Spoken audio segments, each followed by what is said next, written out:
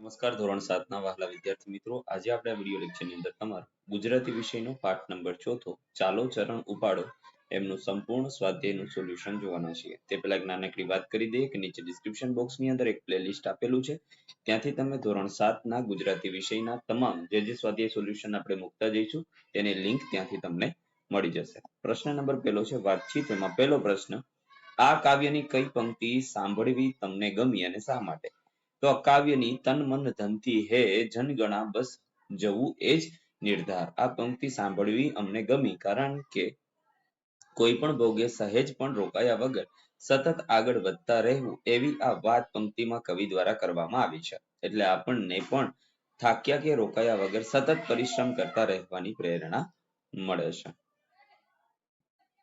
બીજું છે, તમે કોઈ કામ માટે બીજાની મદદ કેવી રીતે મેળવશો? તો જે કામ આપણે કરી રહ્યા છીએ એ કામમાં કુશળ હોય તેવી વ્યક્તિને શોધી તેને આપણી જરૂરિયાત સમજાવી અને મદદ માટે વિનંતી કરી તેની મદદ મેળવશું. ત્રીજું, તમને કયું ગીત ગમે છે અને શા માટે? તો અમને જીવન ઉત્સવ છે ઉજવી લેતું સ્વયંને જાણી લેતું. આ ગીત ગમે છે કારણ કે આ ગીતમાં જીવનને મન ભરીને માણી લેવાની અને સામાન્ય રીતે જીવન જીવવા કરતા ઉત્સવની જેમ જીવનને ઉજવવાની વાત કરી છે. વળી જગતને જાણવા કરતા પહેલા પોતાની જાતને ઓળખવાની સુંદર વાત પણ આ ગીતમાં કરવામાં આવી છે. ચોથું, એકલા થઈ શકે અને સમૂહમાં થઈ શકે એવા કયા કયા કામ છે? તો સંગીત સાંભળવું, ચિત્રો દોરવા, રંગ પૂરણી કરવી, રસોઈ, અભ્યાસ આ બધા કામો એકલા થઈ શકે, પરંતુ રમતો રમવી, ગરબા રમવા, નાટકો કરવા વગેરે કામો સમૂહમાં થાય છે. પાંચમું છે, તમે કોઈ ધ્યેય સિદ્ધ કરવા માટે શું કરશો? તો અમે કોઈ ધ્યેય સિદ્ધ કરવા માટે મનમાં સકારાત્મકતા રાખી અને તે ધ્યેય સિદ્ધ કરવા માટે જરૂરી મહેનત કરીશું. છઠ્ઠું, તમે કોઈ પ્રતિજ્ઞા લીધી છે અને ક્યારે? હા, મેં ગયા વર્ષે મારી નબળી અંગ્રેજી ભાષાને સારી રીતે શીખી અને બોલી શકું તેવી પ્રતિજ્ઞા લીધી હતી. પ્રશ્ન નંબર બીજો છે, શબ્દ અને તેનો અર્થ વાંચો. અર્થના આધારે વિકલ્પમાં આપેલા વાક્યોમાંથી જે તે સાચા હોય તેની સામે ખરું કરો. વેગ તો ઝડપ. ચિત્તો પૃથ્વી પરનું સૌથી વધુ વેગથી દોડતું પ્રાણી છે. સ્કૂટર ચાલુ કર્યા પછી વેગ વધારવા એક્સિલેટર આપવું પડે છે. બીજું, ભેખ લેવો. તો કોઈ પણ ધ્યેય પાછળ સર્વસ્વ છોડીને પડવું. તો ધારેલી સફળતા મેળવવા તે ભેખ લઈને મહેનત કરી રહ્યો છે. ત્રીજું, જય જયકાર. જીતની ખુશાલીનો પોકાર. તો ઓલિમ્પિક ગેમ્સમાં ભારતીય ખેલાડીઓ દ્વારા સારું પ્રદર્શન થતા ચાર એકોર જય જયકાર થઈ ગયો. જય જયકાર કરતા કરતા સરઘસ આગળ વધી રહ્યું હતું. ત્રીજું, ઉદાહરણ મુજબના શબ્દો શોધી અને લખો. પડપડ. તો પડપડનો યોગ્ય ઉપયોગ કરે એ જ સમજદાર. ટક ટક. તો બાળકોને વડીલો દ્વારા કરવામાં આવતી ટક ટક ગમતી નથી. ટપ ટપ. તો વરસાદ ટપ ટપ પડી રહ્યો છે. છમછમ. ઝાંઝરનું છમછમ કર્ણપ્રિય લાગે છે. ચટચટ. તો રીમા સવારે જાગે એટલે છટ છટ કામ કરવા લાગે છે. ખટખટ. કાલે મોડી રાત્રે કોઈ ખટખટ દરવાજો ખખડાવી રહ્યું હતું. ચોથું, કૌંસમાં આપેલા શબ્દનો ઉપયોગ કરી વાક્ય પૂરા કરો. પહેલું, સફળતા મેળવવા અવિરત મથવું જોઈએ. બીજું, ધ્રુવના તારાનું સ્થાન અવિચલ છે. ત્રીજું, મજબૂત મનોબળ ધરાવતી વ્યક્તિ માટે કોઈ જ કામ અશક્ય નથી. ચોથું, ભાન અશક્ત હોય તો શારીરિક બળ એકલું શું કરે? પાંચમું, અડગ મનના માનવીને હિમાલય પણ નડતો નથી. કૌંસમાંથી યોગ્ય શબ્દ મૂકો. ચાલો ચરણો ઉપાડો. છોને પર્વત આડો. ચાલો ચરણ ઉપાડો સાથે પગલા માંડો. ચાલો ચરણ ઉપાડો કૂદી જઈએ ખાડો. ચાલો ચરણ ઉપાડો છોને ઊંચી વાળો. ચાલો ચરણ ઉપાડો દોડો રાત અને દાડો. ચાલો ચરણ ઉપાડો ડરાવે નહીં કોતરાડો. ચાલો ચરણ ઉપાડો. ઉદાહરણ મુજબના વાક્યો બનાવીને લખવાના છે.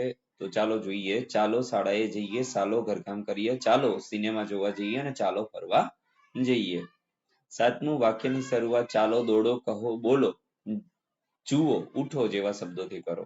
શ્વાસ ભરીને દોડવા લાગ્યો. ચાલો શ્વાસ ભરીને દોડવા લાગ્યો. ધ્યાન આપીને વાંચવા લાગ્યો. ચાલો ધ્યાન આપીને વાંચવા લાગો. સામેના મકાનમાં આગ લાગી. દોડો સામેના મકાનમાં આગ લાગી. ડુંગર કેટલો દૂર છે. જુઓ ડુંગર કેટલો દૂર છે. કહો હું ક્યારે આવું. બોલો આના કેટલા પૈસા આવે.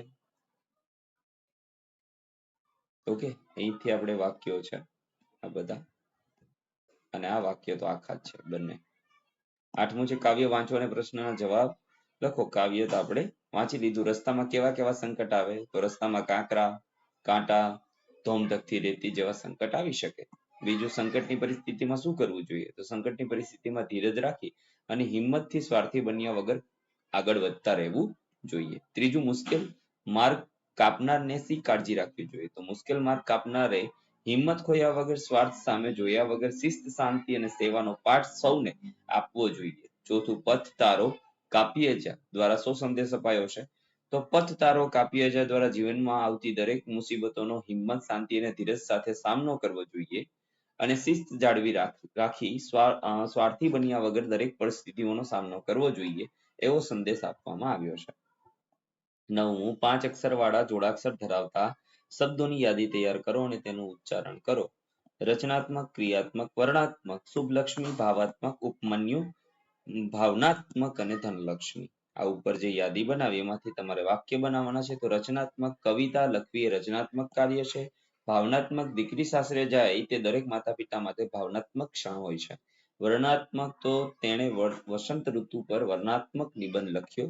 સ્વાધ્યાય, તો સ્વાધ્યાયમાં જવું એક સારી આદત છે. અને શુભ લક્ષ્મી, તો શુભ લક્ષ્મી લક્ષ્મીનો જ એક પ્રકાર છે. 11મું, કૌંસમાં આપેલા શબ્દોમાંથી યોગ્ય શબ્દ પસંદ કરી પ્રશ્નાર્થ વાક્ય બનાવો. શાળામાંથી જાન્યુઆરી મહિનામાં પ્રવાસે જઈશું. તો ક્યારે, કેમ અને કેવા? તો શાળામાંથી ક્યારે પ્રવાસે જઈશું? બીજામાં, મમ્મીના જન્મદિવસે કોણે ભેટ આપી? અરવલ્લી કયા રાજ્યનો જિલ્લો છે? પપ્પા પ્રવાસમાંથી મારા માટે શું લાવ્યા? અને ચિંટુ અને મીનુ ક્યાં ફરવા ગયા? ત્યાર પછી આપેલી પંક્તિઓનો ભાવાર્થ ગુજરાતીમાં કરો. रुक जाना नहीं तू कहीं हार के कांटों पे चल के मिलेंगे साये बहार के. તો આ પંક્તિનો ભાવાર્થ એવો થાય કે ક્યારે પણ કોઈ પણ કાર્યને જીવનની મુસીબતોથી હાર માનીને છોડી દેવું જોઈએ નહીં. કારણ કે કાંટાવાળા માર્ગ પર ચાલીને જ જીવનની વસંત પ્રાપ્ત થાય છે. એટલે કે સખત મહેનત કરીને જ સફળતા પ્રાપ્ત થાય છે. બીજું, એક रास्ता है जिंदगी का जो थम गए तो कुछ नहीं, ये कदम किसी मुकाम पे जो जम गए तो कुछ नहीं. એટલે કે અહીં જીવનનો એક માર્ગ સાથે જીવનને એક માર્ગ સાથે સરખાવ્યું છે. જીવનમાં માર્ગ પર સતત ચાલતા રહેવાનું છે. જો કોઈ એક સ્થળે થોડીક સફળતા મળી અને તમે જો ત્યાં રોકાઈ ગયા તો પછી આગળ તમે વધુ કંઈ પ્રાપ્ત કરી શકશો નહીં.